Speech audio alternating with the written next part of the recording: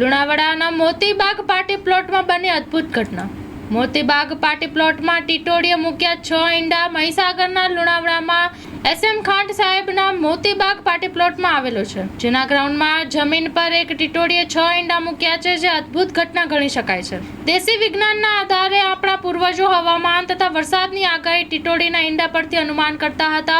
આમ તો ટીટોડી 2, 3 કે 4 ઈંડા મૂકતી હોય છે, પરંતુ આ વખતે લુણાવાડાના મોતીબાગ પાર્ટી પ્લોટના મેદાનમાં ટીટોડીએ 6 ઈંડા મૂક્યા છે અને બધા જ ઈંડાના મુખ જમીન બાજુએ છે, જેથી કહી શકાય છે કે આ વર્ષનું ચોમાસું 6 મહિના સુધી ચાલશે અને વરસાદ પણ ધોધમાર પડશે। હાલ મોતીબાગ પાર્ટી પ્લોટનો સ્ટાફ આ ટીટોડીના ઈંડાને નુકસાન ન થાય તે માટે સંભાળ રાખી રહ્યા છે। લુણાવાડાની અંદર મોતીબાગ પાર્ટી પ્લોટ આવેલો છે, જે SM ખાંટ સાહેબનો છે।